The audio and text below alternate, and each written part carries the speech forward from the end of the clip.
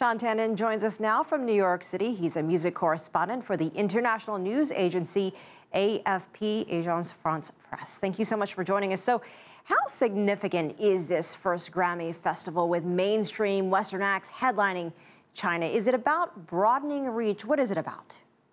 It is. It is. For the music industry, growth is rebounding a bit, but they really need international growth. And for them, China is really where it's at, among other places.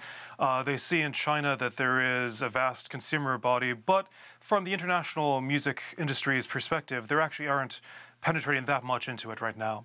So the United States also saw a Chinese singer perform at the Super Bowl pregame earlier this year, one of the biggest stages for performers in the world. So does it cross in both directions here? It does, certainly. I think that the music industry realizes that ultimately most tastes are local. You can try to popularize acts, and you find that you have international pop acts that go around the world, but you need a mixture of both. You need a mixture of talent from your own country, talent that's international, and there's this idea that you can try to raise the profile of both.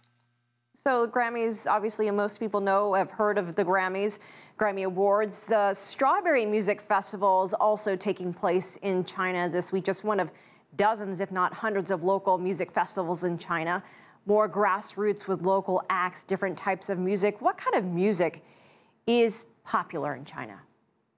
All sorts of things. And you see that basically because of the growth of music internationally, the international music scene in China, you see all sorts of music growing up.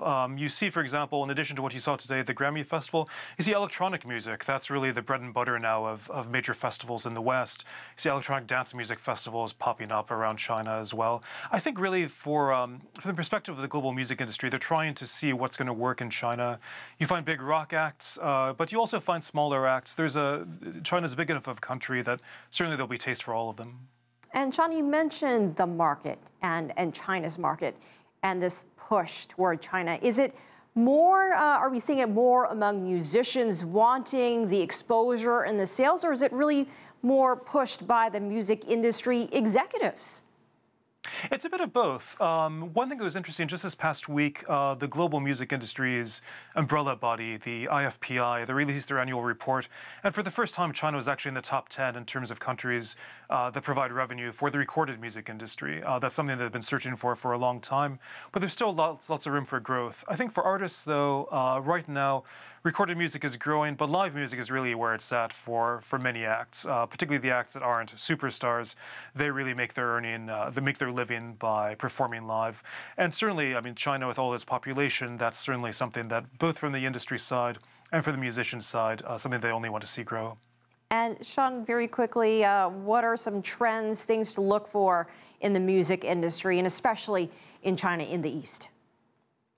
I think you'll see lots of different trends. I think you'll see the more influx of non-mainstream acts. Certainly, you see like the Pharrell Williams. You see those crowds. But I think particularly in China now, you'll see more and more acts that maybe aren't sort of the first-tier acts. Artists that maybe they wouldn't pack a huge stadium, but they'll have enough of an audience to go to smaller places. And you'll find other genres, electronic music in particular. But you'll find a bit of everything going there now, I think. All right, Shaun Tandon in New York. Thank you. We appreciate it. Thanks.